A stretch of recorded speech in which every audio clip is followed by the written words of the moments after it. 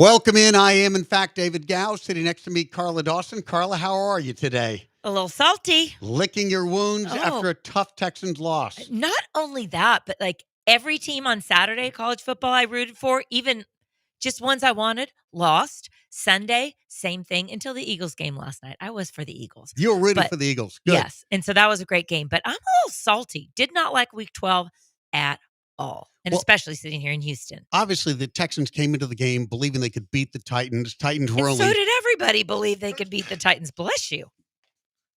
Bless you. See, you're allergic to them. I don't blame you. I'm allergic to losses to the Titans who came into the game. Allergic to losing to 2-8 teams like we seem to make a habit of doing. I know that's a tough loss. And obviously, you combine that with the loss to the Jets a few weeks back. Who were 2-8 and those until are we took two care games of that the Texans surely should have won. Just when you look at it on paper, Texans could be 9-3 if they'd have beaten the Jets and the Titans. So a real struggle there for the Texans yesterday. What do you look at and say that was the thing that did not enable us to win?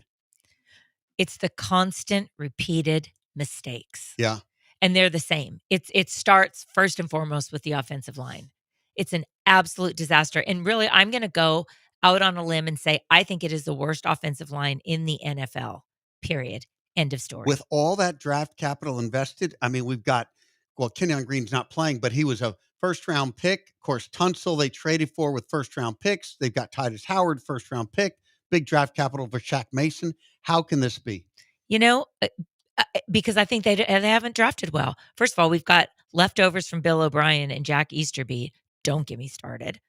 And then I have not seen. Of course, Bill O'Brien did draft Titus Howard in the first round, and nobody understood why he was doing that. So that's one problem there. And of course, O'Brien gave up all the draft capital to get Tunsil. Exactly. And Tunsil has been good for us for the most part until this year. But remember, David, you and me were sitting in the draft room in Nashville that the year that Titus Howard was drafted, and there was a collective, what? And then that was the same year as Daniel Jones got drafted. Nobody can understand it. Daniel Jones was number 6 that year. It was like a shocking draft, and we were there on boots on the ground. But I think, you know what? You look at this O-line. They can't run block. So CJ's forced into third and long over and over and over again. They can't pass block. So CJ has to deal with lots of pressure in passing situations. He was sacked, I don't know how many times yesterday, 4 times in the fourth quarter. CJ has to play hero ball then, and that's not sustainable for an entire season. It's just not. And now, especially since the NFL now has a book on him after his rookie season last year. And for the O-line, too many negative plays caused by the line issues. You cannot overcome these and expect success.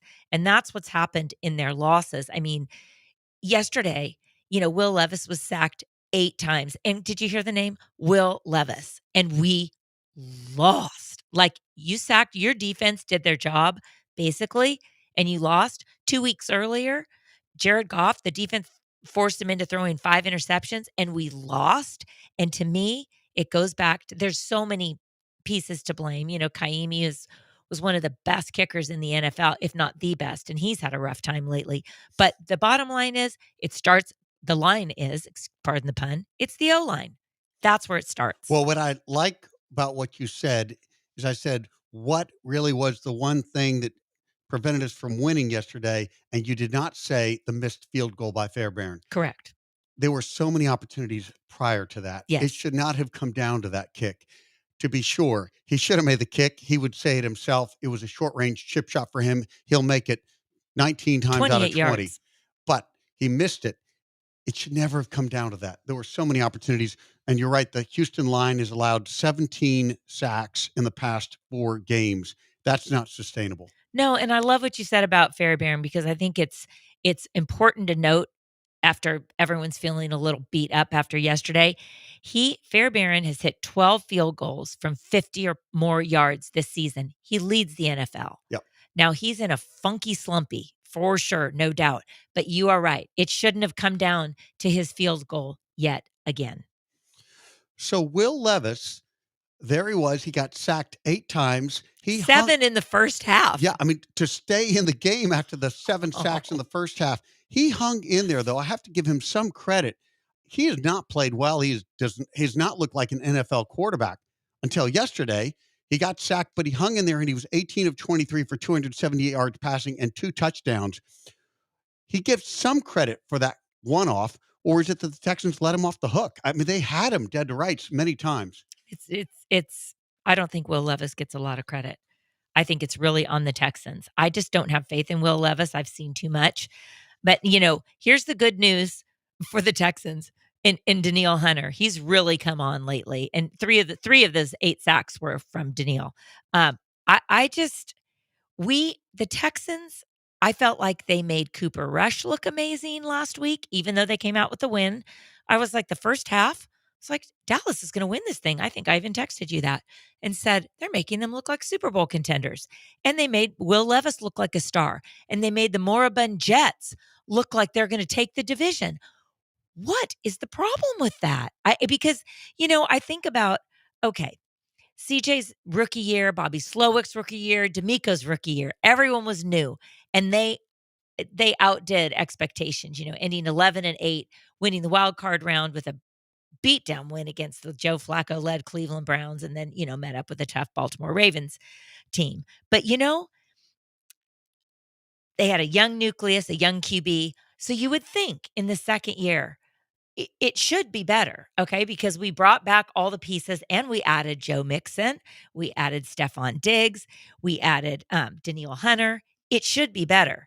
But instead, we have an offense that has forgotten that there's a second half of football. Like, I don't know what we're doing in the first half, but let's change it up and do nothing. They have a kicker who's now struggling, like we mentioned, a second-year QB that's slumping. He hasn't had an 80 QBR yesterday and the game before, a defense that can't stop the run. And here is a kicker, an entire team that is penalty prone. 11 penalties yesterday. 11. Okay, there are 3 elements on offense there that have been troublesome. Oh. One is the offensive line performance and all those penalties, which is egregious. Second, there's been a lot of concern about Bobby Slowick's play calling. Has he gone too conservative?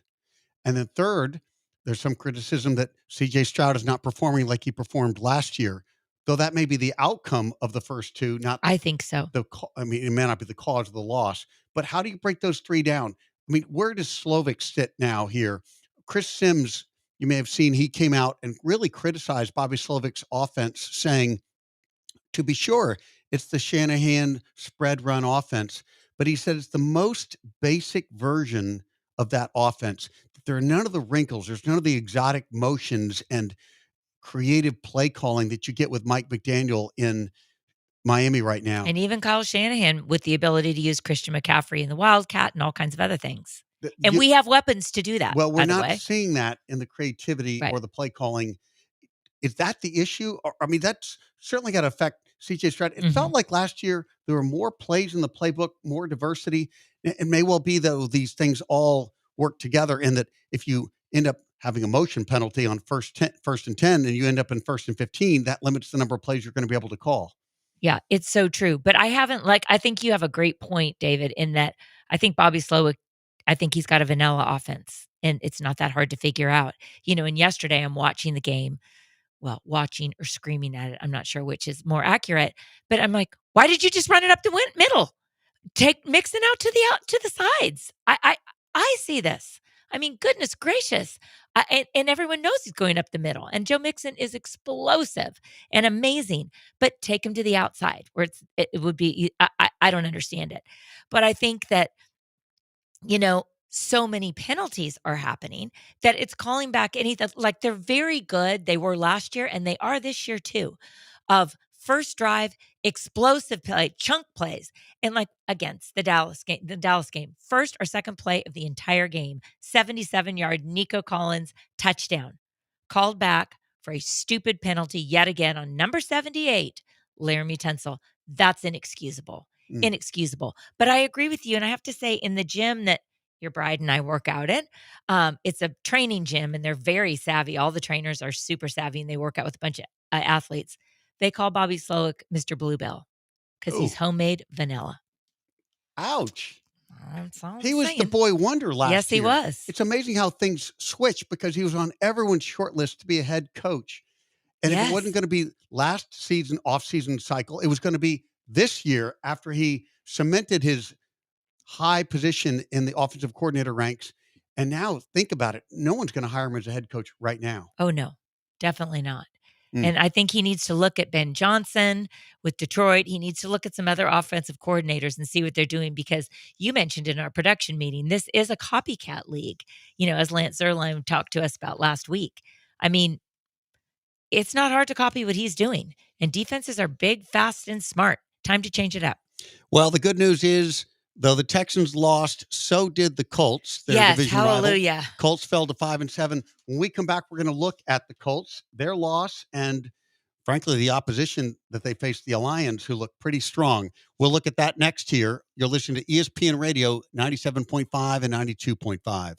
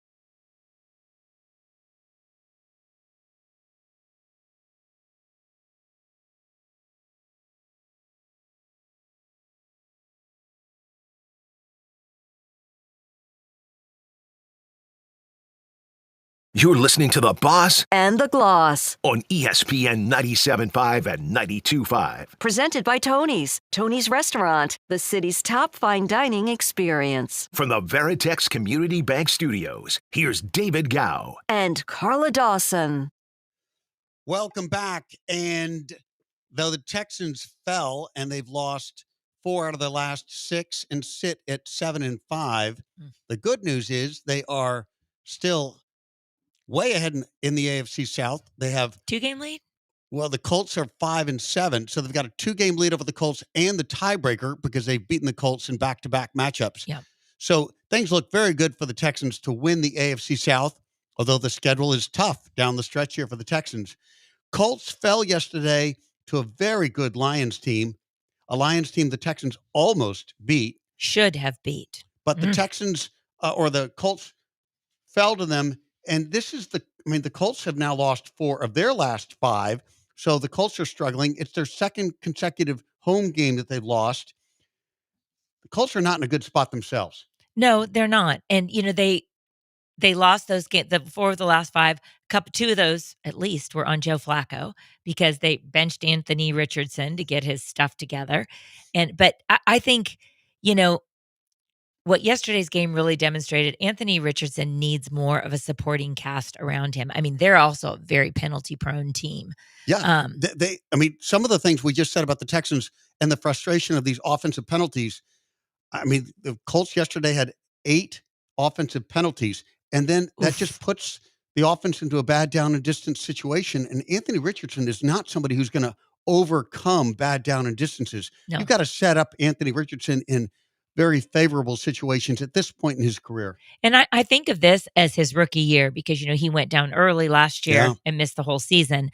But if I watched Anthony Richardson at Florida, and he's hyper athletic. Like crazy athletic, but he's like a wild horse that needs to be just kind of corralled in a little bit, not a little bit, a lot of it. He's very up and down, and really he struggles mightily in the red zone. You can see he's good. He will make some amazing plays, especially with his feet. But as we saw yesterday, because of the undisciplined nature of the Colts line and whatever, and their offense, it negates some of the big plays that he saves them from.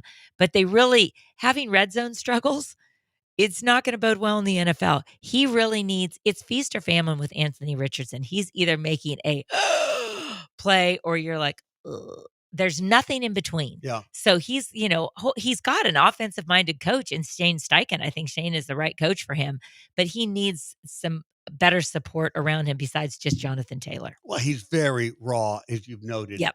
Lots of physical talent.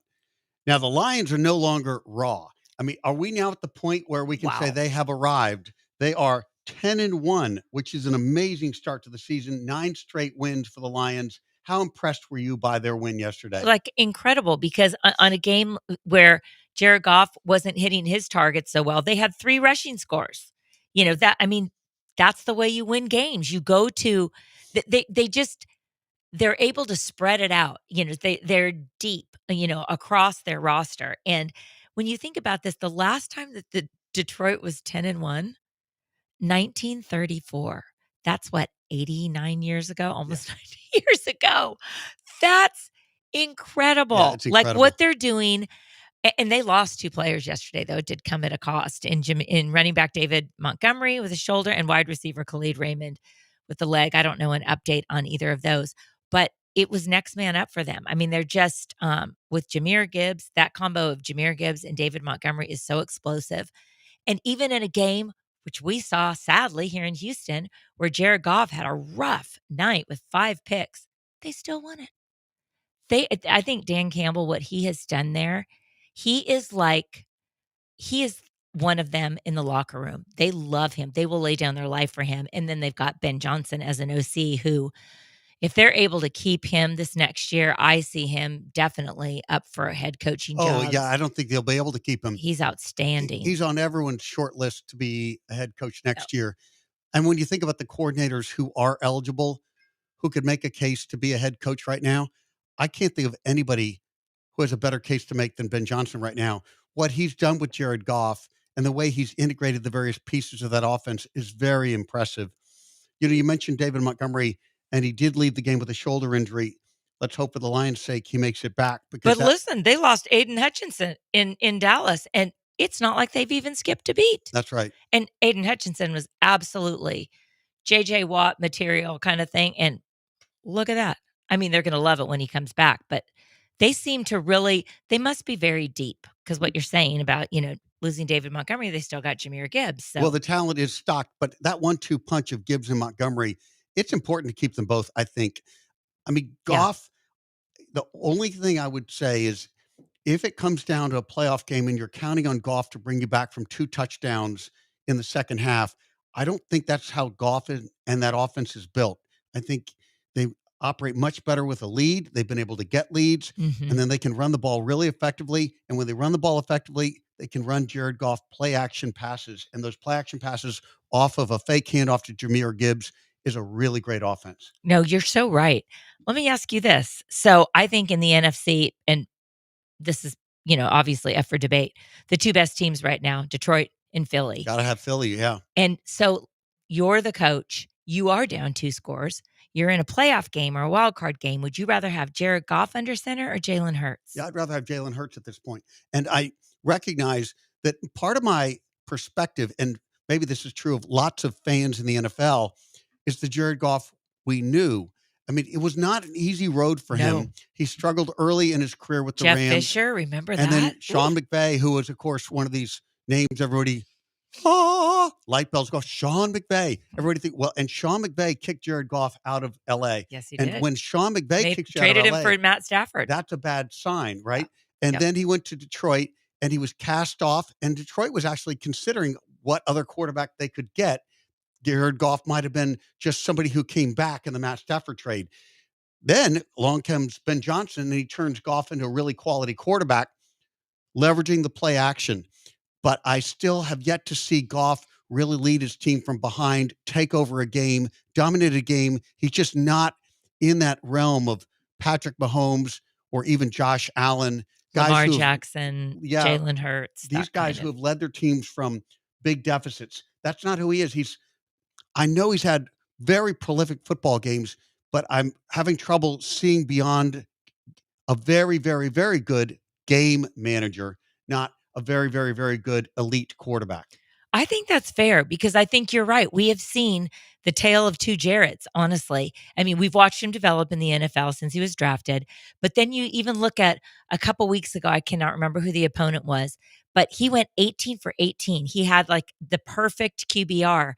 And then you see him against a Texans team and he throws 5 interceptions. Yeah. So again, which Jarrett showed up? Like it's vastly different Yeah. from one extreme to the other. And that 18 for 18, the ability to do that, That and was he's crazy. done that. He's gone on incredible stretches where he completes consecutive passes.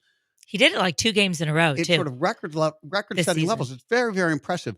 But it's seemingly set up in great part by that play action, by the threat of the run. Defense is uptight, and then they can do the play action. He's got a great tight end. He's got a great Amon-Ra wide St. Brown. receiver. Oh my gosh. Yes, they've got the Incredible. tools that they can spread them all out, and Ben Johnson's masterful. Look, at the end of the year, Jared Goff may well prove that he is fully a Super Bowl championship quarterback. But I think the best way for the Lions to actually win a Super Bowl is not going to be having Jared Goff throw the ball 50 times a game. It's going to be running the ball very well with Gibbs and Montgomery and using that as the setup for play action for Agreed. Jared Goff. And I do think he's playing better. If you're looking at numbers and you're looking at games and you're looking at the resume from this season so far, he's outplaying Patrick Mahomes. Yeah. Many people are outplaying Patrick Statistically. Mahomes. Statistically. But guess what? When you're the defending champ, the 2-time defending champ, and you've been there, done that, you know when to turn on your jets and you know how to turn it on. Well, and you know how to what's win. What's happening with the Chiefs right now strikes me is it's much like it used to be with the Patriots. When there was one more drive and your team was down by 4 and Tom Brady had the ball, you just knew Tom Brady was going to come down and you do gave it. him more than 13 seconds, you're in trouble. And that's where that's it so was true. with Tom Brady, and that's where it is with Patrick Mahomes. There's this sense of inevitability, and it actually affects teams down the stretch. I mean, the Bills the other day when they were facing the Chiefs knew they weren't going to leave the Chiefs within a field goal or within a touchdown and one last drive for Patrick Mahomes. They went for the jugular, and you have to go for the jugular because you can expect that Mahomes will lead his team down the field. That's not where Jared Goff is right now, and that's an important distinction. Maybe there's more total overall talent for the Lions, and I think there is, maybe. And then on the other side of it, you can say, well, Patrick Mahomes is flashier and he can make more throws. He can throw off balance. Has better total arm talent. I mean, he's freakishly talented. His ability to see the field almost with 3 dimensions as he's running. He finds somebody in the corner of his eye to the right or the left. He can literally take over a game. And that's not where Jared Goff is right now. I agree. He's a great system quarterback and it's working well in Detroit. And I'm happy for him. Do you remember though last year when they had the game in Detroit that took them to the playoffs, like how the stands were cheering for him and how he was almost teary-eyed. It was like finally, it was like the little nerd had been accepted. He's not a nerd, but it was like finally he was embraced by a fan base. Yes. First time ever. Listen, it's hard to criticize him because he's been a good stand-up guy. He's fit in well in Detroit. The Detroit Lions are a feel-good story. There's nothing dislikable about that team right now. And loaded with talent, and they built the team the right way. It's mostly been through the draft. It's not like they just went out and spent a bunch of money to bring in a bunch of No, it's homegrown. It's awesome. This is a homegrown, wonderful team. And, think about how long it's been since the Lions have been any good. It's really exciting to see that city get excited about football again because it's been decades and decades and decades. 1934 since they had the same record. Yeah, well, everybody always likes to say about the Cowboys, hey, they haven't won a Super Bowl in over 20 years. The Detroit Lions have never won. And frankly, have only been in the playoffs a few times. I mean, Barry Sanders was their one big light for a long time, and that was a long time ago. Yep. No kidding. Ooh. All right, when we come back, we're going to take a look at the 49ers who fell yesterday. And again, with a lot of injury issues, salary cap issues, and fatigue, there are whispers the 49ers may be falling from grace. We're going to look at the 49ers more deeply when we return here on ESPN Radio 97.5 and 92.5.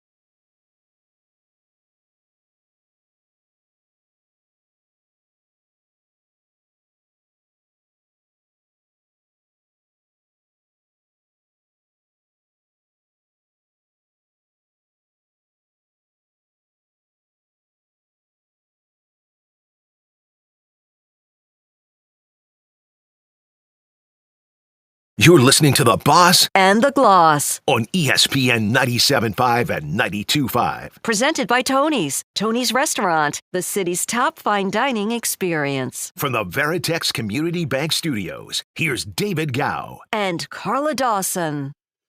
Okay, Carla, when we went to break, we were talking about the top teams in the NFC.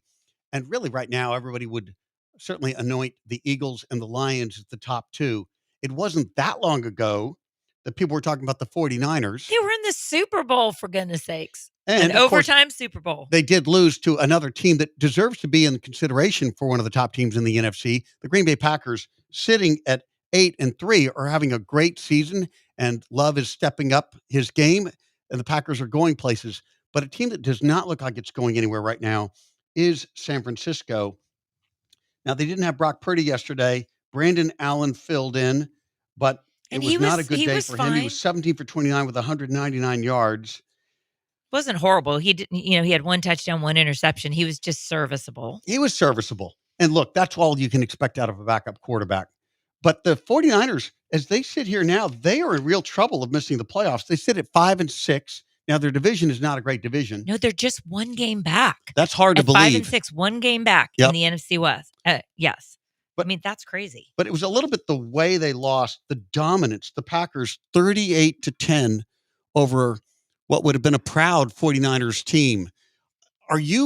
We talked about this maybe a month ago, that the window is closing on the 49ers for several reasons. One of which is the last few seasons, they've gone deep into the playoffs. So many of their players have played more total games, and that takes a toll on the body. Mm-hmm. They are getting injuries right now. And season-ending injuries, with Ayuk is out with an ACL. And, I think what the biggest difference has been with San Francisco, Christian McCaffrey missed basically the first half of the season. He's back, but he does not look himself. He's not back, I don't think, in full form, in his full form that he can be. Do you think so? No, he hasn't had that kind of impact. But it's an ecosystem on that offense. Without Brock Purdy, maybe he has less opportunity to run. They're going to stack the line a little bit more. But it's been really frustrating to see that offense sputter. It was usually so prolific, and they usually run the ball with unique schemes of running, and they're not getting that kind of traction at all. No. And, you can't just go to George Kittle for everything. That's just not going to happen. Yeah, he made some great catches. Yeah. But he's a stud. But no, 49ers 5-6, you're right. They're still, despite that, just one game out of first place, although they are behind both the Cardinals at 6-5 and the Seahawks at 6-5. Rams also 5-6 in the NFC West. So that's probably one of the weakest divisions. It's kind of up there with the AFC South. Maybe not quite that bad, but weak. Yeah. Yeah, NFC South is pretty weak too, with the Falcons leading the NFC South at 6-5. And they're just leading by one game, right? They're leading by one game over Tampa Bay. Baker Mayfield's Buccaneers sitting at 5-6. Yeah, it's just been a lot of honestly mediocrity. It's just it's been weird. But to go back to the Packers-Niners game, I don't think the Packers.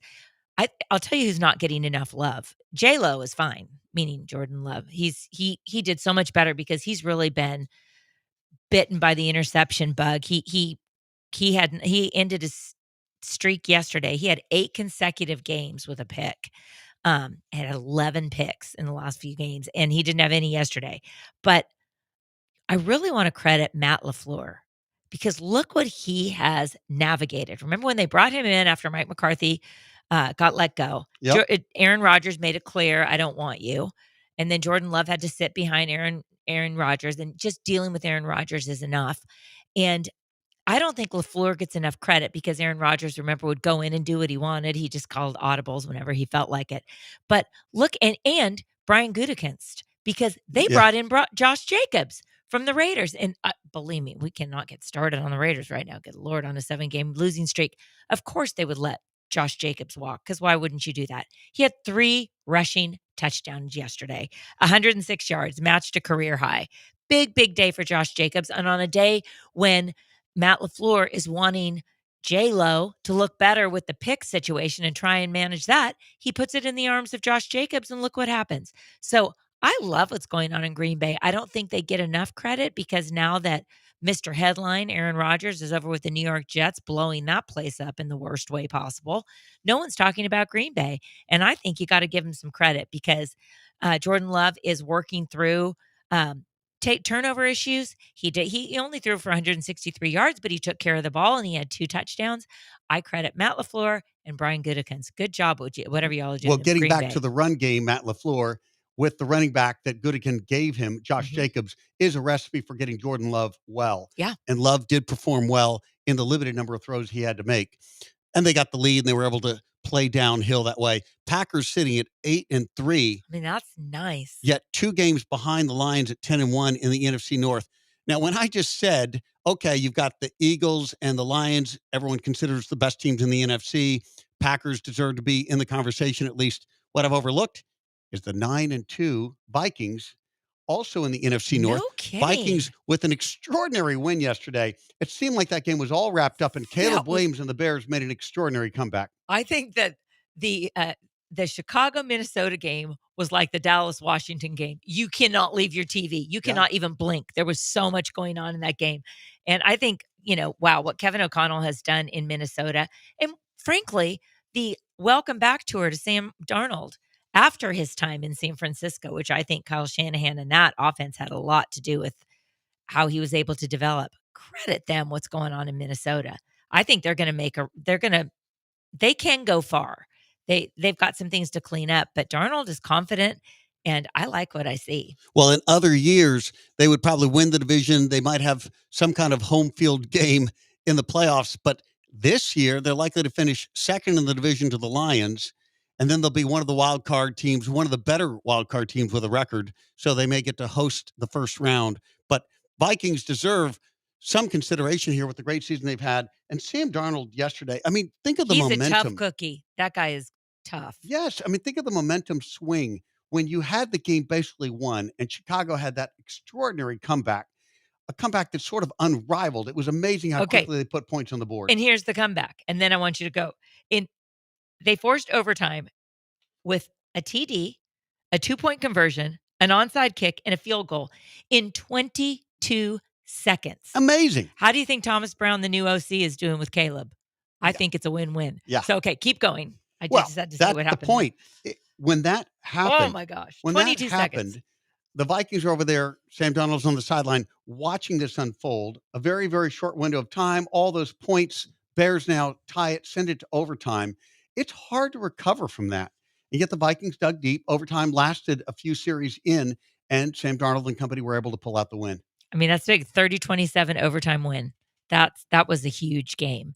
And those are the kind of things that those tough wins like that, and where you have to be extra gritty, that just shapes you for what's to come. I mean, I think you got to have those kind of things. All right, before we go to break, I want to talk about one more game, which is a little bit off the beaten path here, but it's the Dolphins. They got Tua back, and suddenly the Dolphins' offense looked like it used to. I mean, they did play New England. Let's give it. It was New England. Credit. New England has been serviceable defensively, but the Patriots are going nowhere. I just think though that that offense is remarkably different looking when Tua is on the field. Wow. I mean, 317 yards passing and 4 touchdowns. That's a pretty impressive day statistically. No, I think right now he is leading the league in completion percentage at almost 74% since he's returned from the IR in week 8. Yesterday he had 317 yards passing and 4 touchdowns. Now, again, it's against New England, but he did what he should do against a New England team. I think he really looks like, I'm not sure what's happened. He's really matured as a passer. I think he's not trying to do the chunk plays because he was very turnover prone. Since he's come back from his concussion, he's had 11 touchdowns to 1 interception. Yeah, he is taking Holy what moly. The defense will give him. When you've got a Tyreek Hill or Jalen Waddle, it's tempting to want to go over the top, to go deep, because the speed is so extraordinary with those two guys. But obviously the defenses know that's happening. They're setting up 2 or 3 deep zones. They're going to take away the deep play. And then Tua's got to be patient. He's got to pick it apart piece by piece. And he's doing that in a very deliberate way. And you can see that in the results. It's really working well. Dolphins now at 5-6, and they're not out of it. They're not out of it. All of a sudden, the Dolphins are still in it. I agree. I think they look good, and it's impressive of what the change that's happening with Tua. All right, we got just a minute more. There's one other game I wanted to talk to you about, which is Bo Nix and the Broncos and their win over the Raiders Well, yesterday. who doesn't win over the Raiders? Well, I mean, the Raiders are No, not the you're team right. they want You're to be right. this year, but it's still impressive to me what's happening in Denver. I agree with you. Bo Nix now is in the conversation for Offensive Player Rookie of the Year. It was Jaden Daniels just a few weeks ago, hands down, no debate. Jaden Daniels, he might even be the MVP. This is why we play 17 games, everybody. But Bo Nix is coming on strong. And when I step back and I think about that Broncos team, I do want to give Sean Payton some credit because they still have a lot of dead money on that Russell Wilson deal. And they did not have the money to spend to bring in a whole lot of talent. Sean Payton sort of had to take the talent that was there, and there was some good talent, like a Cortland Sutton is a very good Oh, receiver. and his connection with Bo Nix is most of the reason they are where they are right now. But they've got some defensive players, and the defense has played well. And so Sean Payton basically couldn't spend any money, but took the players he had, and he took some draft picks, and he's coached them up, one of the draft picks being Bo Nix, and he's got them competing. I mean, no one should think that the Broncos are on their way to a Super Bowl this year, but they sit. Who would have thought the Broncos would be 7-5 with a That's rookie amazing. quarterback and all the dead money dedicated to Russell Wilson? No, it's incredible, and they should get credit for that. And Bo Nix, third consecutive game with multiple touchdowns and 0 interceptions, and he's not afraid to get in Sean Payton's face. I love it. Yeah. All right, when we come back, we're going to get a chance to visit with Will Kunkel. He is of Fox 26 Sports here in Houston, and we're going to ask him what he thinks the Texans need to do to turn things around against the Jaguars in the next matchup. It'll be Will Kunkel of Fox 26 Sports up here next.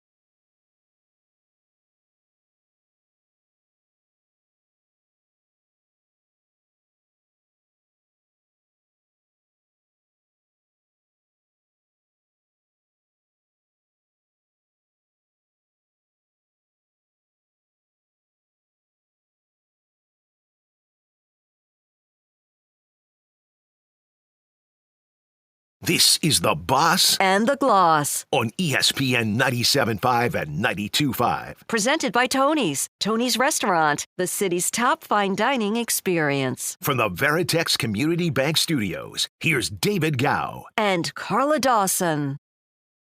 Welcome back. And joining us now here on ESPN Radio is Will Kunkel. He, of course, is the sports director for Fox 26 Houston.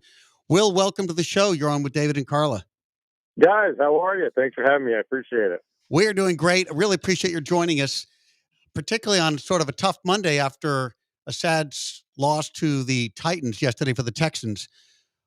When you look at that game, it sure seemed that there were lots of opportunities for the Texans. If you could change just one or two things in that game, and we're not going to pick on Fairbairn, I want something else because the kick really shouldn't come down to a kick. We just don't think it should have come down to that final kick. What is it you'd most like to see out of the Texans going forward?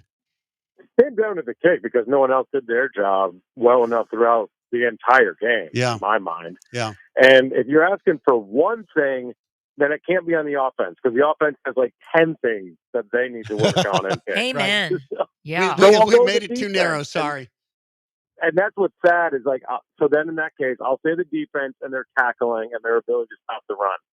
But the defense played well enough to win that game. We all know that. D'Amico shouldered the blame because he's not going to point fingers, and I understand that at the podium. So I don't get on him for that because the message behind closed doors is very different than what we hear publicly. But yeah, like there's 100 things that we can break down here. I don't know if you guys have a full 24-hour show, but it's going to take a while offensively.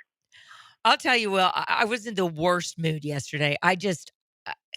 I have zero patience with what's going on because we're talented. And to me, the O-line is probably the worst in the NFL. And maybe I'm just being dramatic, but how much blame do you put on that O-line? And I'm talking about not only can't defend the run, but can't protect the run, can't protect pass protection too, but penalties. And to me, I feel like CJ's taken a step back because this line has him running for his life.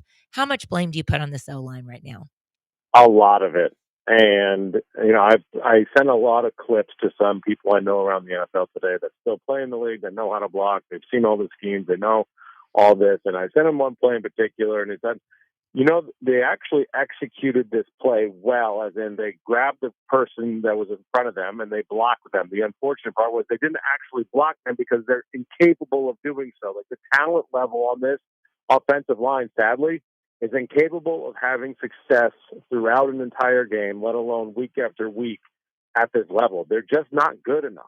And it sounds like a harsh thing to say. No, reality. But it is what it is. Like, they aren't good enough. It's not all the scheme. It's not all the play calling. Yes, that can get better. Yeah, the scheme might be able to help them out and kind of make it a little bit more simpler for them. But even then, like, it's not a very difficult scheme that they're running. They're just incapable of executing. That's why we keep hearing D'Amico and Bobby say execution.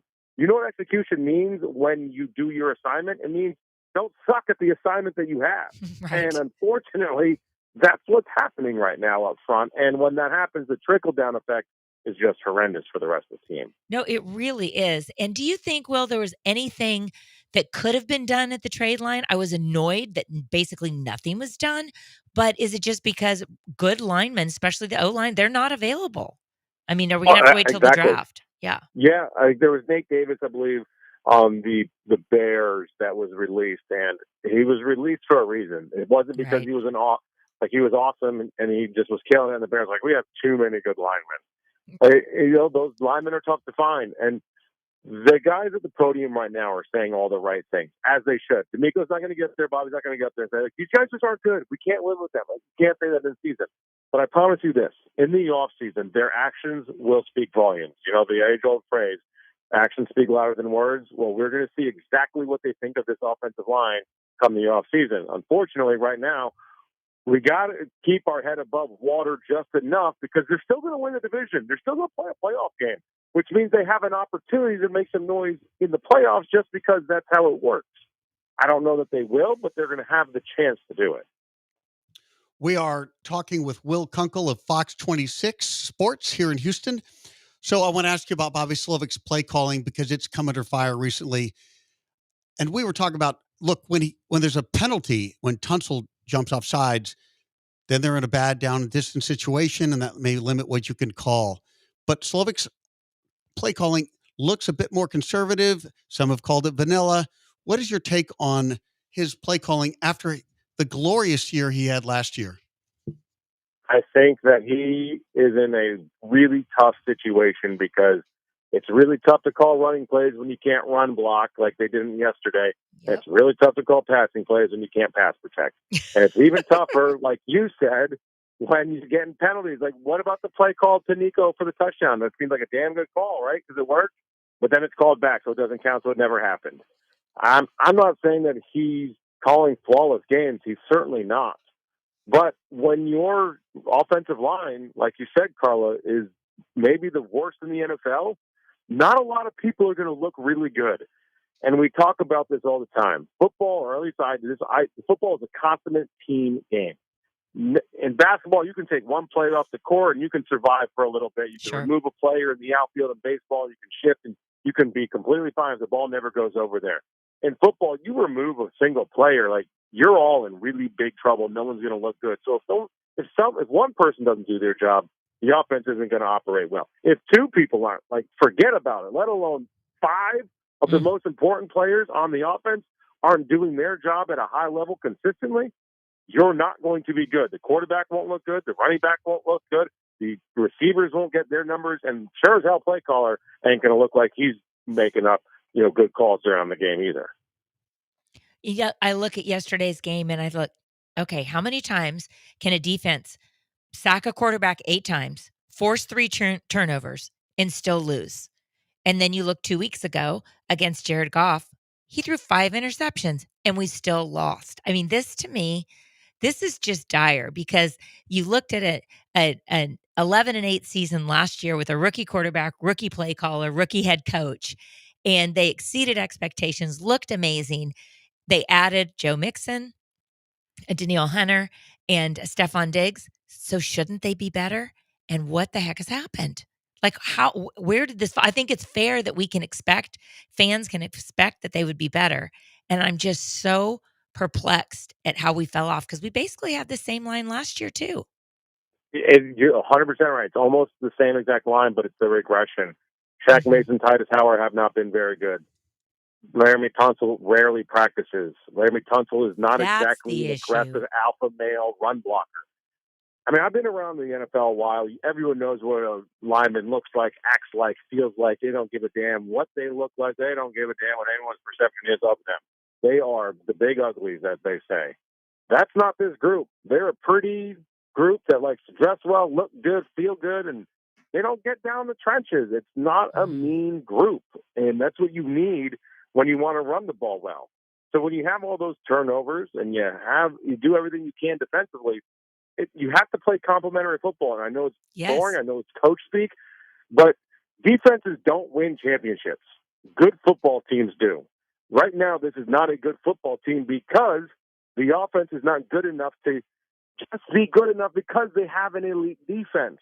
And the defense isn't so damn good. They have to be so perfect like Kaimi Fairbairn does on special teams because the offense is that bad. And the offense is so bad, it's just they can't win games consistently right now because of it. We are talking to Will Kunkel of Fox 26. Okay, C.J. Stroud, his performance has dipped this year as well, and certainly not been very stellar the last 6 games. But he, too, is a victim of this offensive line problem we've discussed. What is your take or temperature on C.J. Stroud at this time? I think he's sped up, and I think he won't really admit that right now because that, in effect, is throwing his offensive line under the bus. Yep. He's certainly missed throws. He certainly hasn't been as accurate. But again, he's got to be perfect every time he's got a clean pocket because it's a rare opportunity that he has to hit a guy that's open. And that's really hard to ask of a quarterback in the NFL to say, hey, you've got an opportunity here to make a throw. You have to make it. God forbid you actually make a mistake. So I think that he's sped up, and I think that I think there's a lot of people, especially on this offense, that are eating some humble pie, whether it's their fault or not. Like, I don't think a lot of the issues that CJ is having is really his fault directly. I agree. Some of it is. But I do think that, he had a lot of fun in the offseason. He talked about how he's one of the best quarterbacks in the NFL, and I have no problem with that. Like, talk your talk and then go out there and be that dude. I love that. But when it doesn't come to fruition, you're forced to kind of take a back seat a little bit and say, damn, this game, if it doesn't all go well around me, I look bad when it's not even my fault. And that's kind of what's happening with him right now. Well, I'm going to trade you for Nick Caserio. You're now the GM of the Houston Texans. We get through the season. We have a week playoff run. Now we got to start with now here we go. What do you do? Do you bring back Stephon Diggs? What do you do to turn this ship around? You're the man. Let me hear it. All right, my number one move is, now that I'm the GM, my wife and I are moving to a bigger home in a better neighborhood because we got paid. That's first and foremost. I love it. I'm all about Put it. him on River Oaks Boulevard. Yes. Hell yeah. Hello, Next to the McNairs. McNairs. Say, Cal, you've got a new neighbor. I think it works. But my first football move is, you're probably not going to draft a guard in the first round. You do whatever you can to shore up that offensive line. That's why I say actions speak louder than words. We're going to see them do that and then probably go after the defensive side of the ball. They've got the weapons that they need right now. Maybe they add a wide receiver a little bit later in the draft, or somebody that's going to be a free agent or make a move there. Safety help. They definitely going to need some safety help. So I would say safety help and offensive line are where they really need to look the most. As for Stephon Diggs, it's going to be at least a year till he returns with that ACL injury, and they're no longer on the hook for that contract because they refinagled it when he came over to Buffalo, from Buffalo, because Stephon to bet on himself, which I loved.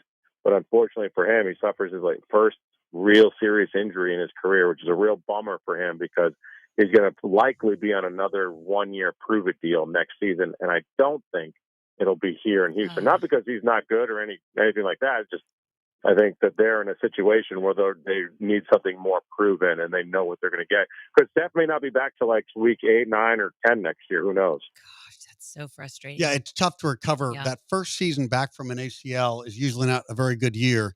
And so to put your eggs in the Stephon Diggs basket just from a purely hard mechanical point of view is going to be difficult at this point. But so we are talking to Will Kunkel of Fox 26.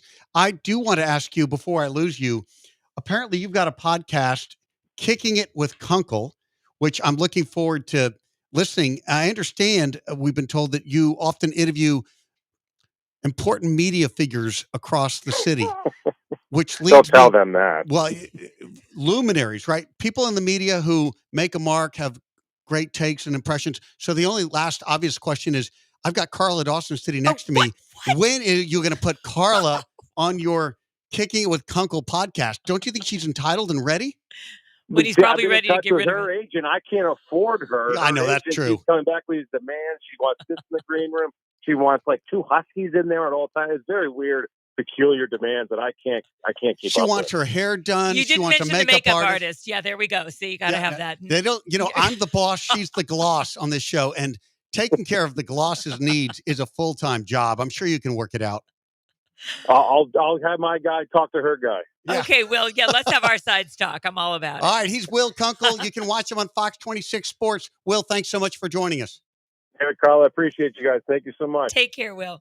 All right. Bye. When we come back, we're going to get a chance to visit with Jason Cole. He's a senior writer for the 33rd team, and he knows everything about the NFL. He's been covering it since 1992. Jason Cole up next year on ESPN Radio.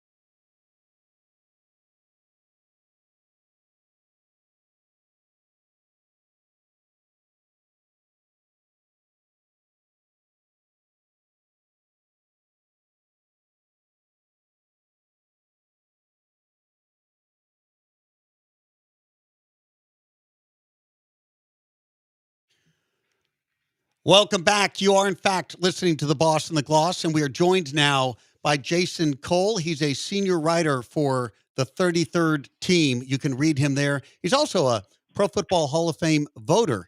Jason, welcome to the show. You're on with David and Carla. Hey, good to be here. What's going on? Well, great to have you here, and you can unpack all the things that happened with us in the NFL yesterday. One of the most exciting games was that Sunday night game, the Eagles flying high, Saquon having a career night. What kind of impact is he having on that Eagles, and are they now the favorites in the NFC? Well, I wouldn't call them a favorite. I think they're an interesting team. I don't trust them. I don't trust them defensively yet. I mean, they've won 7 in a row. But out of the 9 victories they have this year, only 2 of them are against teams with a winning record. Right. And they've beaten up on a pretty, the 7 wins in a row. Victories are hard in the NFL, but this is not a parade of, they're not running some kind of gauntlet. They've got 2 games left with one with Baltimore, three important games left. One with Baltimore, one with Pittsburgh, one with Washington. And I think that those 3 games will tell me a lot more about what I need to know about the Eagles than I currently know. I think they're very good, but they're the second or third best team in the NFC behind Detroit. And I think that Minnesota on a given day will give them some real problems. That's how I look at it right now. But Saquon, we're talking about MVP discussion now. After that game, you're talking, him, Josh Allen, Lamar Jackson, Derrick Henry. There are probably a couple other guys out there that I'm missing, but those are the top 4 that that come to your mind right off the bat. Yeah, and let me ask you this too, Jason, still sticking with the Eagles. So watching that game last night, I mean, Brandon Graham was just having an out-of-body experience yet again. He had another strong game. He had a sack, 2 tackles for loss, and 3 quarterback hits. He was everywhere. He is 36 years old and found out today, tore his triceps, and he's now lost for the season. How is that, going to affect the Eagles defense, which is incredible? And do you think Brandon Graham is going to come back? Because I know he's talked about this could possibly be his last season. Do you think he would leave on an injury like this or a game like that last night? Well, there are certain things you hope that a guy doesn't go out like this. Right. At the same time, like after you play football this long, everything hurts. Yeah. And so I don't know what Brandon Graham has to go through to get ready to play, if that makes sense. And so depending on how difficult that is, getting ready for another season, going through the rehab that you're going to go through, all the things that we're talking about, I don't know if he's up for it or not. I hope he is, because, I like to watch the guy play. In the immediate, it hurts them on a depth side, because they had already taken a hit the last 2 years on the depth. When they lost Hargraves, they lost Fletcher Cox. A couple of guys, right off the bat that you say, okay, you need to have guys like that, or you need to replace them. Graham was one of those guys who was another linchpin, and so slowly but surely they've lost a lot of depth. Jalen Carter's playing better than he did as a rookie, and really being sort of the straw that serves the drink on that front 4.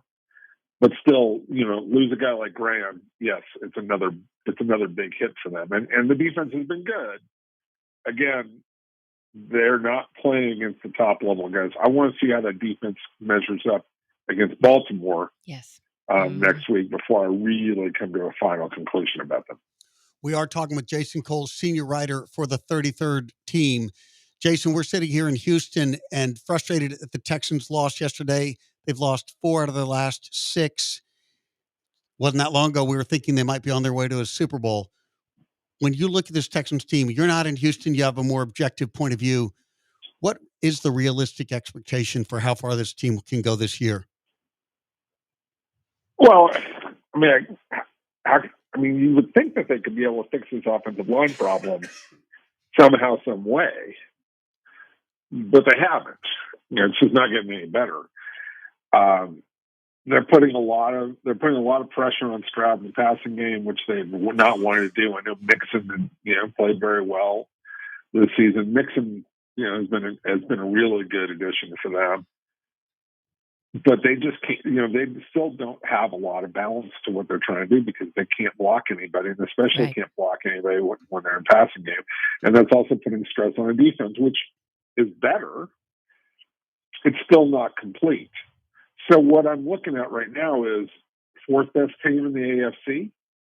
I think they're clearly behind Kansas City, Buffalo. They're clearly behind Baltimore at this point. If you're looking at the quality of how they play, even though they beat Buffalo earlier this season, you would look and you'd say, look, the quality of where that team is playing is clearly behind where Buffalo is today. If they can somehow fix it, on the offensive line, they've got a chance, and they put less pressure on themselves defensively. But right now, I see a team that they win the division. They got a home game. They probably win a home game, depending on who they're facing in the first round. If it's somebody like Miami or Denver or the Chargers, they got a shot to win that game. Mm-hmm. If they somehow end up against Baltimore or Pittsburgh, it becomes much more of a slugfest. And so that's where they could get through the first round and get into the second round of the playoffs. But I think that's as far as they can get right now, the way they're playing today. Yeah, until that talent changes and gets better on the offensive line, which probably won't happen until the offseason. Your Dolphins, you covered the Dolphins for about 15 years, Jason. They won their third straight game yesterday, beating up on the Patriots, which kind of everybody is, 34-15. But we were talking earlier that Tua's, highest completion percentage in the NFL with almost 74% of his passes. Talk about the transformation of Tua since he came back from his concussion in week 8. Like, what is the ceiling for the Dolphins team right now? Oh, I mean, they got that hope. They're in the 7th spot, so I think they're feeling good about where they are. In what was for the first half of the season, a lot of people were saying, "Oh, this is a lost year, and we got to rebuild." And how do we change the arc of this? And is McDaniel a good coach? And there was a lot of panic with the Tua injury, and so that's been solved for now with this 3-game streak. I think Thursday is obviously a huge game for them against Green Bay. So Thanksgiving has a lot of meaning for them this year to prove whether they're still a team that's got some kind of upward trajectory out of them, for this season. Ultimately, I just worry about how do you build a team around a guy who's always one hit away from what might be the end of his career and certainly the end of the season, right? Like, I understand, everybody's saying, Tua, take care of yourself, do this, do that. This is still football. And this is a very serious thing that you want the player to take care of himself. But I just also look at it from the perspective of a general manager of, okay, I'm going to get through this season, but I better have a really serious plan about having a great backup for this guy, number one, and number two, always drafting somebody relatively high who I think I got a chance to develop into a great, possibly a great starter. I'm looking at can I find a Kirk Cousins? Is there a Brock Purdy out there? Is there somebody who gives me a chance in the later rounds so that I'm not left in this gigantic hole that I was left in earlier this season that almost completely derailed the season. Now that season still could come apart. This is a tenuous team, but right now, there's just not a lot of trust. I don't have a lot of trust that this is a formula for long-term success. I think it's working right now and today, and that's about it. Well, and you bring up a great point, Jason, because going back to his college days, he had issues with injuries and big time injuries, concussions and broken ankles and all the things. And I recently heard an interview with Nick Saban who said the only knock on Tua is he doesn't know how to give up on a play. And that's a problem. I mean, you're right. One hit away. Well, eventually guys are going to give up on a play because either they learn to give up on a play or their careers come to an end. I've had this discussion with Andrew Luck on a personal level because, I've talked to him many times since he finished. And, I hate to say it to him, but it's like, dude, you put your body on the line too many times. Yeah. And, ultimately shorten your career. So you're going to learn one way or the other that you got to avoid taking big hits, and you just got to, you got to give up on certain plays and play smart, or you're going to be done. And that's just the way that this game goes. Because the Dolphins, if he has another concussion, I don't know that the Dolphins can keep him and keep planning around him. And B, I'm not sure that any other team is going to take a chance on him being a solution if he has another concussion and this continues to happen. And it's not because they dislike the kid, but Right. the He's a great risks are kid. just too high. That's where it's at. And he's expensive because they've paid him. So there's that. Yeah, but even if they're going to pay him, he's got his guaranteed money out of the Dolphins. The money's not going to be the issue. It's the desire to play, because at this level, I mean, money is important, but these guys, this is their passion. This is what they chase, and most of the time in football, guys have to be told that the chase is over. Oh, Yeah, we're talking to Jason Cole, senior writer for the 33rd team. Okay, we've got a great Monday night matchup tonight. Who do you pick tonight and why? in the Harbaugh Bowl. Yeah, well, I think it's John again. I'm going to take Baltimore in this game. I just think Baltimore is a better team right now. Now they're on the road. That makes it tough. I'm sure Jim, he still stings from the Super Bowl. I know it's been a decade, but it's brothers and they're competitive. If the brother is competitive, and Jim Harbaugh's just crazy. He's not a normal human being. I mean, I know so many stories about Jim, and they're not ugly stories. They're just, it's like, dude, can you just calm down? Could you just, anybody can't. He just can't let go. And so he's nuts. He's always over the top. And that's what makes him great and makes him tick. And so that's what gives the Chargers a real chance in this game, because they're going to play at such a heightened level because of what this means. And again, home dogs on a Monday night, the history of that is pretty strong. So I like the Chargers' chances, but I just think the Ravens are a better team. And the Ravens they got to look at this and say they can't afford to screw up any more games. Not because they won't make the playoffs, but because seeding is important, and you still got the division within reach. You've already lost 4 games, and 2 of those games, you got to look at yourself and say, Cleveland and Las Vegas. Lord help us. Yeah, right. Like 2 of those losses are just so bad on your resume. And I know Cleveland just beat Pittsburgh, so it makes it look a little better than it was, but it's still a game you should have had, especially if you're a serious contender. All right, he is Jason Cole. Jason, we really appreciate your joining us. John, be good. Thanks. Thanks for being with us. Okay, when we come back, we're going to break down the Cowboys' victory over the Commanders. Can you just say that again? A Cowboys what? A very rare, strange win. Yes, the Cowboys won. All right. But I think it said more about the Commanders than it did about the Cowboys. I agree. That up next year on ESPN Radio 97.5 and 92.5.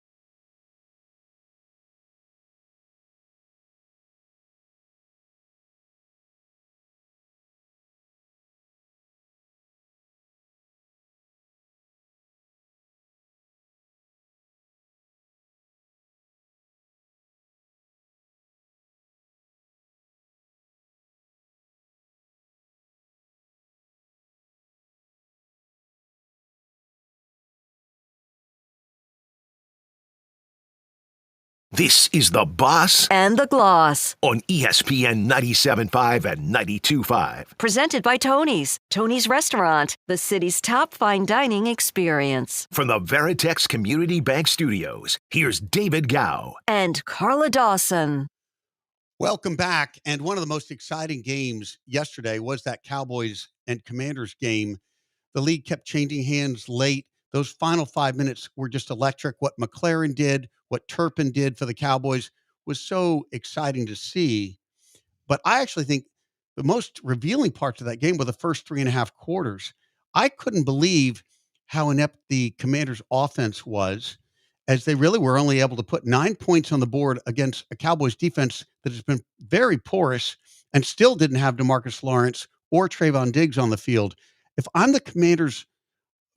were a Commanders fan, I'd be really worried about this offense that seems to be struggling down the stretch. They've lost 3 games in a row, and this seems to be what Cliff Kingsbury often has down the stretch in the seasons as a coach. Yes, it is. Because, number one, I'm going to go right to Kingsbury, who was the head coach at Texas Tech when Patrick Mahomes was the quarterback. He didn't develop Patrick Mahomes. Texas Tech did nothing.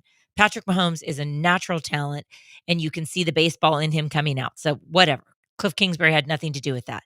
He did not earn, to me, this is going to sound really brutal, he did not earn a seat at the NFL table.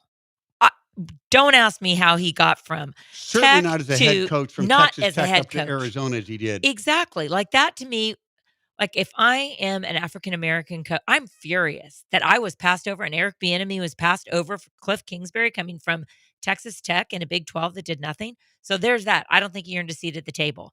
And what did he do at Arizona? First, I was like, oh, crud, he's proved me wrong. Like he looks good the first half of the season. So when he was the head coach from 2019 to 2022, week 1 through 8, per drive, the Arizona Cardinal offense per drive was 6th in the NFL. I mean, they were looking good. Do you remember they were like 7-1 to start the seasons? Weeks 8 through 17 in that same span, they were 20th in the NFL per drive. A huge drop off. And that's been every year that he was the head coach there. And then he ultimately got fired. Well, look where we are. We're week 11. As you noted, Washington Commanders have lost 3 in a row. I have got to blame this on Kingsbury right now. And they've got Dan Quinn, who is a brilliant defensive mind at the coaching position. So he's really got to lean into the OC. He's not an offensive minded coach. And I just think this is not a good sign. I think Kingsbury's struggles in the second half of the season really are the things that are raising the questions about the offense. Well, that's questions on the offense. If I were a Commanders fan, I'd also be worried about the defense, because Dan Quinn always builds his defense to play with a lead, to have a bunch of pass rushers, to have all the defensive linemen play with the lead. You're right. Straight upfield, which is good for pass rushing, but not great for run defense. And yesterday, Rico Dowdle, who has not been much of anything in the Cowboys, Uncle have not Rico, had he's now the man of the day. He had some talent. I mean, he has some talent. Yeah, he's good. He's about an average, maybe slightly above average back in this league, but he's not a light up. He's not a Saquon Barkley or a Derrick Henry, to be sure. And he averaged 4.5 yards a carry. Oh my goodness. And for the Cowboys to be able to run the ball against the Commanders defense, it's just another tell. Dan Quinn does not build a defense to stop the run. He builds a defense to stop the pass. And that works when your team gets a lead. But if the game is close, as it was throughout that game, that doesn't bode well. And so what's interesting to me is the Commanders could not run the ball against a weak Cowboys run defense, and they could not defend against the run against a weak Cowboys running game. And that would spook me as a Commanders fan, point one. And then point two, Jaden Daniels really didn't throw the ball downfield the whole game until McLaren caught the pass late, which was exciting. But the game, that was the back half of the fourth quarter. Most of the game, Jaden Daniels was dink and dunk. They were not. He didn't even average 4 yards a play until the ending with McLaren. And the Cowboys were lining up 6, 7, 8 men in the box most of the time. Cowboys didn't have DeMarcus Lawrence at defensive end. They didn't have Trayvon Diggs at corner. And yet with sometimes 8 men in the box, the Commanders were not able to pass the ball around that or through that or over that. And that's a really bad sign for Jaden Daniels and the Commanders offense. Well, and there's that segment on the NFL Countdown that is All three phases. And we've noted the Commanders' defense deficiencies in offense. You've just noted what their deficiencies are in defense. Look at their special teams from yesterday. They gave up 2 kickoff return touchdowns, a missed field goal, and 2 extra point attempts. Nobody can win like that. But they still came close against the Cowboys team right now. But that is inexcusable. I'm sorry, that is crazy. And then you look at Cooper Rush, who's stepping in for the injured Dak Prescott. He completed a season high almost 80% of his passes. And he didn't have any big mistakes. And his best numbers as a starter was almost 70% against the Giants in 2022. Almost 80% against a Dan Quinn defense. Well, What's happening? He was Cooper Rush was a good game manager yesterday. He really was. Obviously, the Cowboys didn't put a lot of offensive points on the board, but he moved the ball. He made the throws he needed to make. Yeah. And so you got to give him some credit. The thing that stood out to me, if you want to talk about the Cowboys, the thing that stood out to me yesterday was the Cowboys defense came to play. They did fly all over the field. This team has not quit on the coaching yet. Micah That's Parsons, a great point. You're right. Mazzie Smith. Overshawn was a stud yesterday. They may have another stud at linebacker to go alongside Micah Parsons on the defensive front in their front seven. They played and they hustled all over the field. They didn't give up. And so I have to give Mike Zimmer getting that defense ready to play and hustling all over the field and shutting down what was a prolific offense with the Commanders to just 9 points through 3.5 quarters. And I think to your point about the defense came ready to play, I feel like more than the win itself, they really wanted this for McCarthy. I think that, Dallas, while it's been a very frustrating and unexpected season, they still have their coach has the locker room. I mean, they love Mike McCarthy. I think they really wanted this for them. I thought that was really cool to see. So sticking in the division, the Giants lost yesterday. Lord. But there's more to that loss. It's been quite a week with Daniel Jones being released from the team. Daniel Jones' statement, all the drama associated with that. And then, of course, they turned to the great Tommy DeVito to step in at quarterback. The Giants appear, it's hard to pick which team is more dysfunctional, the Jets or the Giants in New York. No, I think both are so bad. You're right. And this week, though, it's the Spotlight Giants. Because think about this. Am I surprised that Daniel Jones was benched? Heck no. You and I were surprised when he was drafted number 6 overall. I mean, that was just insane. But since the Giants, they did make one playoff appearance under Danny Dimes' tenure, which was in 2022. Since then, since 2022, he's had 3 wins, 10 touchdowns, and 13 interceptions. So Giants fans, cool your jets and stop being mad that people aren't being nice about Daniel Jones. Did you just hear those numbers? In 2 years, 3 wins, 10 touchdowns, and 13 interceptions. He is not ready for prime time. He's going to be a fine backup somewhere, but no, he's not. So that I don't think is egregious. It's sad for him, but look how the Giants have handled things just overall. They paid and brought Drew Lock in, traded for him $5 million. He was the number 2 guy coming out of camp this year. But yet they go right over him to undrafted Tommy DeVito. And you know why? I think, me and my theories. Tommy DeVito was like a fan favorite. He's a New Jersey kind of brash guy. The fans loved him. I think that the Mara family said to Dable, you got to put in Tommy DeVito. We got to get our fans back. They're all upset.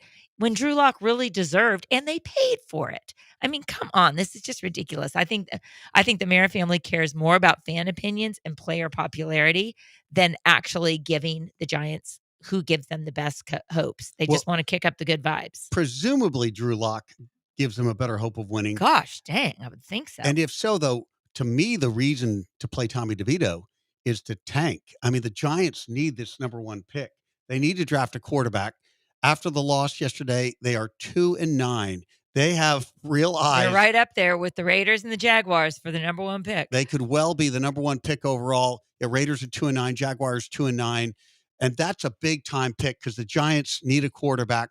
Raiders need a quarterback. Everybody's got an angle for this top pick to get.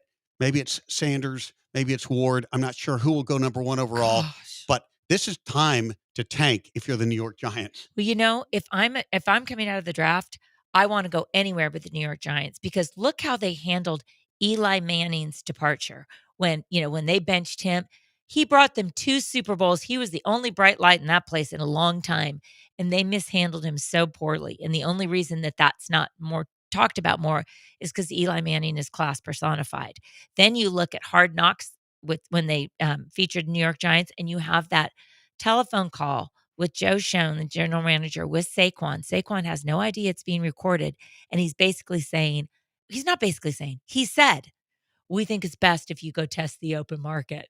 And then later in the Hard Knocks episode, he says, hope he doesn't go to the Eagles. What a stupid fool. I'm sorry. That is just bonehead. And that is just such a giantsy thing to do. So what happens? They let Saquon test the open market. And the guy has a career night of 255 yards last night and has turned the Eagles season around. And here's the Giants just looking like absolute boneheads yet again.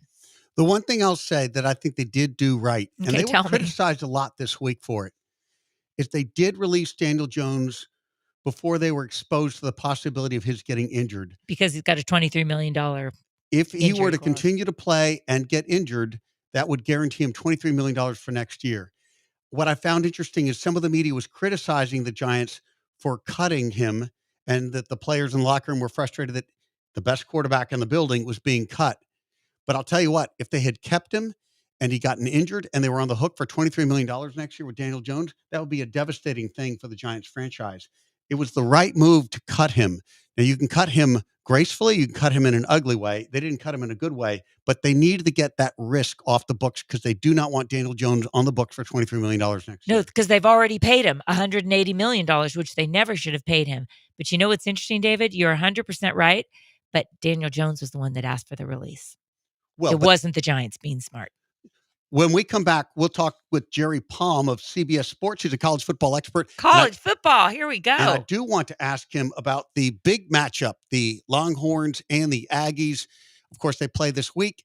And the Aggies, if they win, might have a shot to get into the playoffs. We'll ask Palm if that's possible. That up next year on ESPN Radio.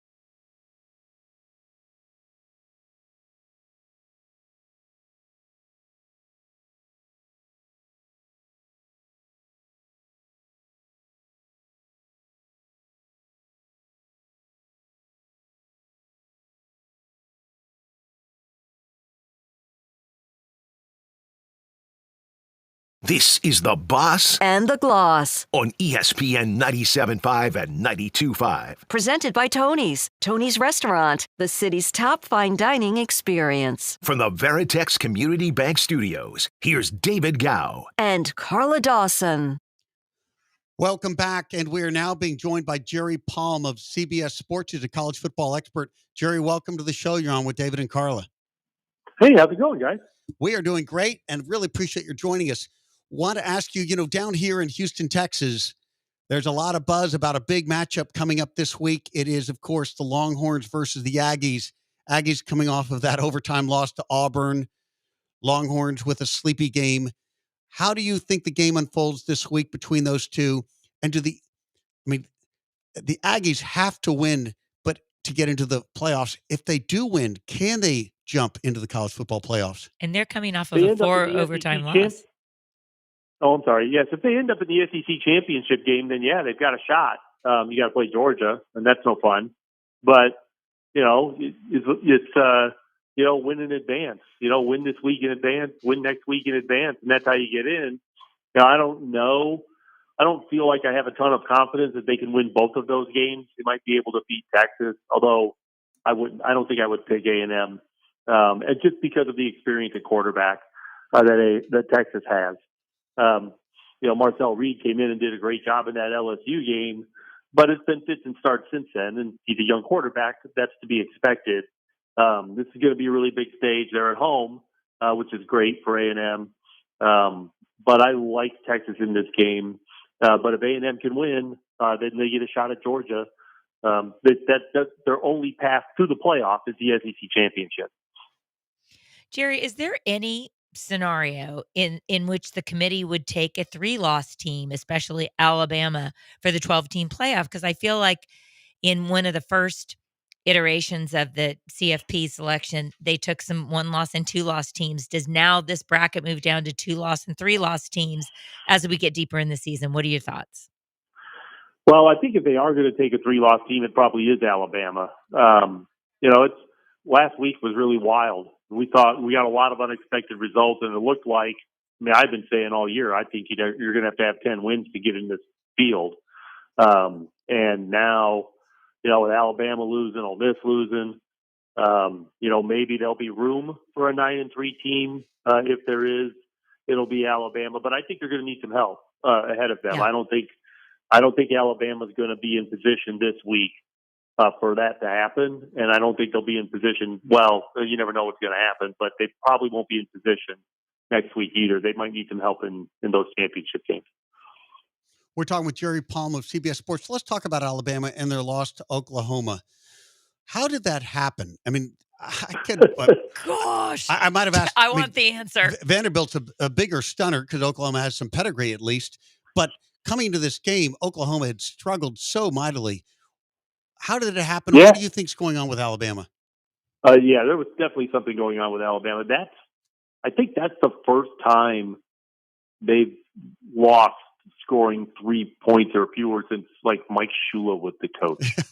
Right. And Oh my gosh. if I remember correctly, it was a game it was 2003 against LSU, and Nick Saban was coaching LSU, and that was 27-3.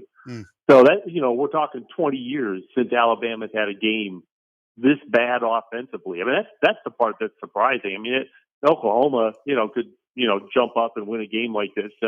We see it in college football all the time, but the scores, Alabama scoring 3 points, that's just stunning. I don't know how to fix it, but it's probably just a one-off really bad day. But how do you may not make the college football playoff because you couldn't score a touchdown against Oklahoma. That is the weirdest statement. But this year, and you're right, Jerry. I feel like the motto for this year's college season is on any given Saturday. It's just been so crazy, but so fun at the same time. Let me ask you about Lane Kiffin. Ole Miss has poured a ton of money this season into the NIL. Is he going to be able to use that and take them to the next level? And again, losing to teams that they probably shouldn't. I mean, Ole Miss is going to look back on this season, and they're going to see that home loss to Kentucky, who's now 4-7, and think, how does that one happen? That was crazy. You get beat on the road at Florida. Well, I mean, they're kind of rejuvenated a little bit. Okay, that can happen, and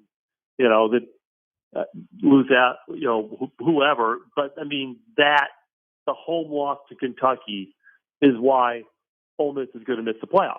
That's the game. You cannot lose that game on your home field, and that's it's Ole Miss fans are frustrated with Lane Kiffin. I'm sure he's pretty frustrated too. But that's just hard to swallow. A team that's capable of beating Georgia can't win that game. That's something.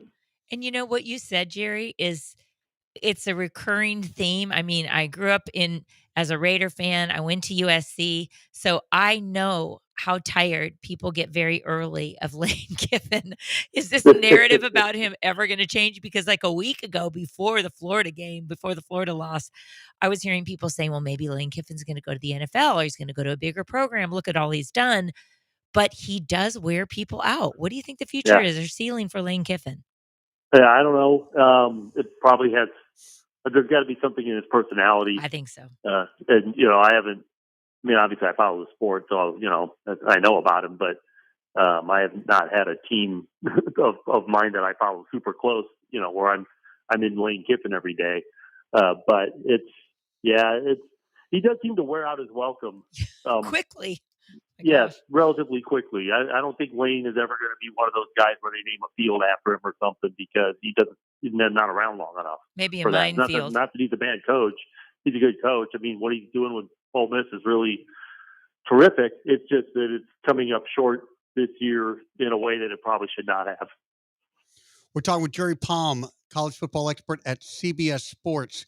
Okay, one of the great stories this season has been Indiana. Surprised me at least. And yet they lost. They lost to Ohio State, of course, this weekend.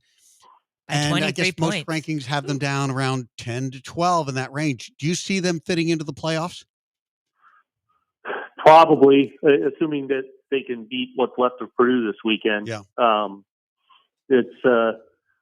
think that what we learned from Indiana on Saturday is that they're not in Ohio State's weight class. Yep. And there's probably half a dozen teams that are. And it's just that Indiana's not one of them.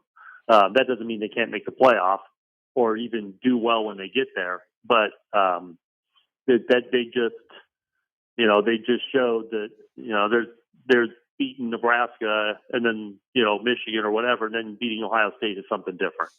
And they weren't up to the challenge. They were for about a quarter. First quarter they looked amazing. Amazing. But then, it got, I think actually that fired up Ohio State.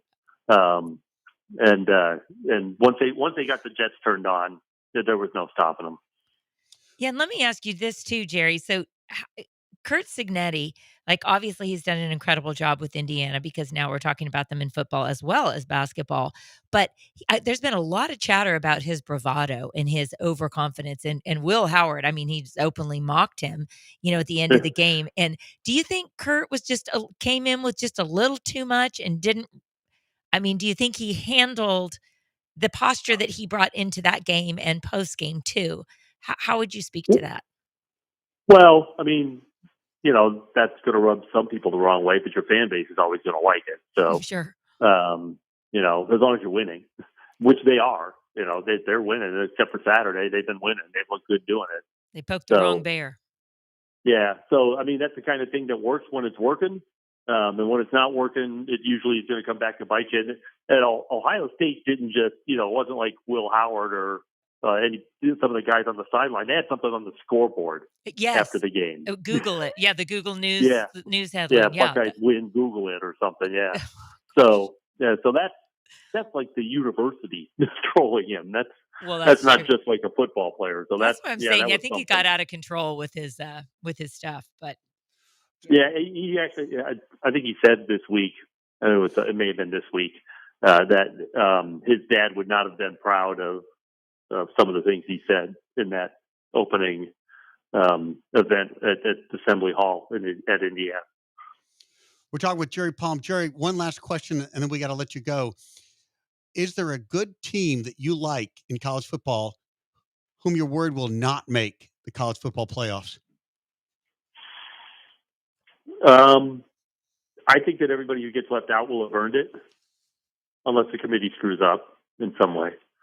But I think in the end, everybody who gets left out will deserve it. The team that I would say I would be most concerned about is SMU, because they're kind of close to the cut line. They've played Miami in the conference championship as a really athletic team. SMU's capable of winning that game. And I mean, Georgia Tech beat Miami, so it's not like it's Miami's been impossible. squeaking out. They've been squeaking victories. Yeah, it's amazing. What's that? They've been squeaking victories. They haven't been very easy for most of them. Miami? Yeah. Yeah. A lot of tight games. Yeah. They like to play with their food. Yeah. And they play too long with Georgia Tech. But, so I would say SMU, is the one that, has had a great season, their first year in the ACC, tremendous season. But if they can't win the championship, if they can't beat Miami, I'm afraid that they would get left out. And usually, if you're a lower rated team in a conference championship game, the committee's pretty kind to you, but you're talking about right around the cut line. And are they going to take, 11-2 SMU over 9-3 Alabama? Because the committee does love themselves in Alabama. So yeah, they do. That's the kind of thing that I guess that's the one team I'd be most concerned about. Fair enough. Okay, he's Jerry Palm. You can read him on CBS Sports. Jerry, thanks so much for joining us. Sure, anytime. When we come back, we are going to break down the Monday Night Football matchup. It's the Harbaugh Bowl, the Ravens versus the Chargers. That up next here on ESPN Radio.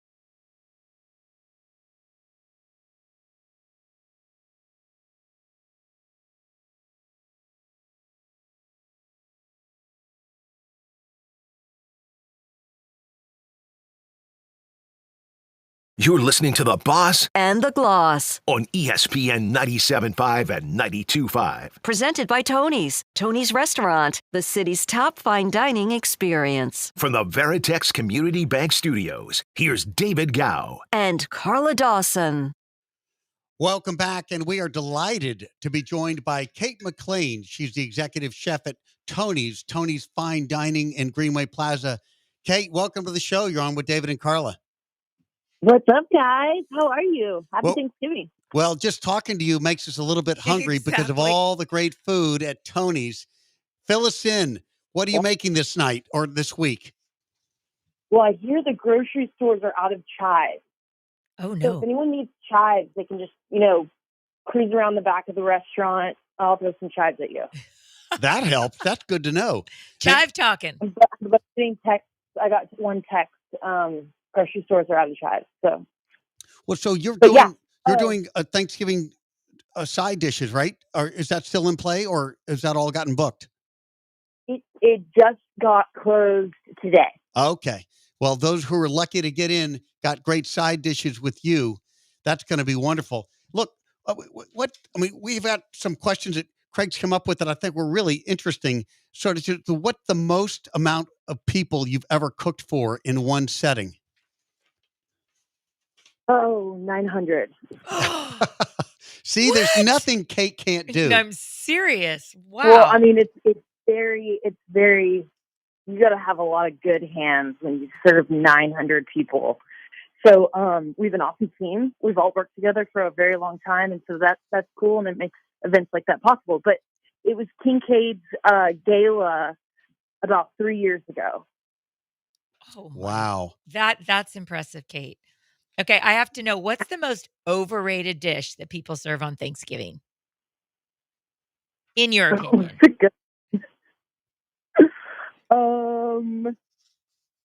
Man, I would say the cranberry sauce. Okay. Oh yeah, I'm with you on that. Yeah, I don't eat it. I'm with you. It's pretty, but that's it. It looks the part. And if you happen to forget it, nobody says, "Where's the cranberry sauce?" It's an afterthought. But you can't forget it. You're right. It's got to be there for the why pictures. Why are we doing this? No. What would you say? Yeah, no, I would say cranberry as well.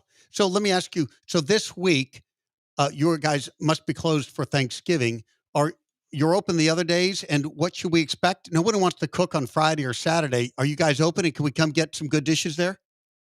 That is such a good point. You guys should come to Tony's on Friday or Saturday. We've got live music. And yeah, it's going to be a party. Bring your family. Or not, if things don't go well. Beforehand, or not, or don't bring your family. Yeah, bounce. You and your significant others, just get out of there. You probably need some time. Okay, I love it. On a Friday or Saturday after having eaten too much on Thanksgiving with too much turkey and stuffing and such, what do you recommend we order on? What should we have on Friday or Saturday? Okay, so what you could have is, okay, you know what's funny is, and I know I'm asking for it by broadcasting this, but I find the trend that people order gluten-free pasta a lot the Friday, Saturday after Thanksgiving. And I'm back there like, guys, you got to drop another gluten-free pasta because I think they think that it's healthier. This is healthier, and this is going to make up for Thursday. But that was a funny trend I saw last year. Anyway, I think you should come in and get some delicious red meat because you probably, had to suffer through some turkey. So come get some red meat. We've got Japanese Wagyu by the ounce. We've got prime grade ribeyes, fillets. We've got a tomahawk that is prime grade as well. It's 3.5 pounds of meat, so that's fun. And then, or you could go light and you could get like a delicious salt crusted snapper, and I'll do a little dance for you. We'll turn off the lights, we'll throw sparklers, and it'll be fun. Now, let's just repeat that. For those with inquiring minds, go to Tony's. If you order the right dish, the kitchen gets dark, the lights come on, there's a laser light show, and Kate, you do sort of a shimmy in the window, do you not? I do, yeah. And I'm all about the shimmy. Thank goodness for David Gow Jr. because he showed me the shimmy. He gave me your son gave me some tips 3 or 4 times ago, and I've really leaned into it. So I hope to show him again one day. But yeah, I'm asking the line to throw sparklers at me. Hopefully I catch them, and then I do a little dance, and then we light the fish, and then it comes to you. All right, you just heard this. There's live music this weekend. You've got Kate in the window doing a shimmy dance. The food is outstanding. You can get some beef. You can get some pasta. I don't know that there's anything else I need in life. Oh, well, maybe. I'm going to get a chocolate souffle, I think, as well. Is that okay with you? 2, 1 for me. Yeah. Well, Carla wants her own. Can she have her own separate one? And just know that if you order gluten-free pasta, I'm going to know. I'm going to I see what. Yeah, you can call us out on that if we do that. I will. Just order the regular pasta because it's handmade and it's delicious, and we spend a lot of time on it. All right, she is Executive Chef Kate McLean. You can go and learn more about Tony's at tonyshouston.com. The restaurant is 3755 Richmond. It is in Greenway Plaza. It's open Tuesday through Friday, 11 a.m. to 10 p.m., Saturdays from 5:30 to 11. It is the best Tony's Fine Dining. Kate, thanks so much for joining us. Thanks, guys. Have a good week. You too. Bye. All right, Monday Night Football is underway. Chargers get out with the early lead. Justin Herbert keeps it himself and goes in for the score. Chargers leading the Ravens 7-0 in the Harbaugh Bowl. At the start of the second quarter, here we go. So, Carla, when you look at these two brothers, and they are the story of tonight, one, it's preposterous that two boys who grew up together would end up coaching at this high level at the NFL and would have met in a Super Bowl and now meeting on a Monday Night Football. It's just almost an amazing, impossible story to believe that it could actually happen. But when you look at those two coaches, who impresses you the most? If you were to pick one of the two to be the head coach of your team, which way would you go? Oh, gosh, that is hard because they've met 3 times at the NFL level, and John is winning 2-1 at this point, including the Super Bowl. I think this is a classic case of the most competitive brothers, close knit, but so competitive. They're so different because John is calm, cool, and collected, and Jim is exactly the opposite. Jim is Mr. Intensity. He never takes a play off. Beyond. He never can sort of relax. No. But I've seen what I think I might go with Jim. John's demeanor speaks more to me, but I'm from the Bay Area, and I've seen what Jim Harbaugh has done to Stanford University, who was 1-11, and then he took over. And Andrew Luck, they went all the way to like number 3 in the nation, number 4 in the Fiesta Bowl. So, wow. Then he went to San Francisco and Colin Kaepernick and made that a thing, went all the way to the Super Bowl. And nearly beat his brother in the Super Bowl. It was a very close game. It was so close. And then he went to Michigan, who was just kind of stuck. And after the Brady Hoke era, and turned them around to national champion. So I guess I would go with Jim because I feel like everything he touches turns to gold. But if I had to live with one of them, I'd be living with John, but I'd hire Jim as my coach. Well, I won't tell your man friend that the idea of living with one of the Harbaughs actually came up. I hope he's not listening. No, but you're right. I mean, Jim is so intense. I think it would be hard to live with him day to day. But really at the collegiate level, he's been one of the most successful collegiate coaches in the last 10, 20 years. There's a man named Nick Saban, of course, who is the outlier to all things college football. But Harbaugh at the collegiate level, Jim Harbaugh at the collegiate level has been outstanding. And Saban doesn't have any NCAA little issues. I mean, Harbaugh can't come back with something. He was suspended twice in his championship season. Go figure that. Welcome to college football. So yes, he has been incredibly successful, especially at the Stanford ranks. It's not like they have a ton of talent that they can pick from, and what he did there was really unbelievable. Michigan is a storied program. They can get the recruits. Still, he did an amazing thing. So it'll be a good game tonight. I'm excited. Well, it's a good game. 7-0 right now, Chargers with the lead, and it is at home for the Chargers. Ravens have been an up and down year. Clearly, they've got a lot of talent, but they've lost some games they should have won. They lost to Cleveland. They lost to Las Vegas, who's on a 7-game losing streak. The only good thing for the Ravens is that Cleveland did beat the Steelers, so it makes the Ravens' loss to them look slightly better. But an important game in the standings here with the Ravens, one game behind the Steelers in their division. Yeah.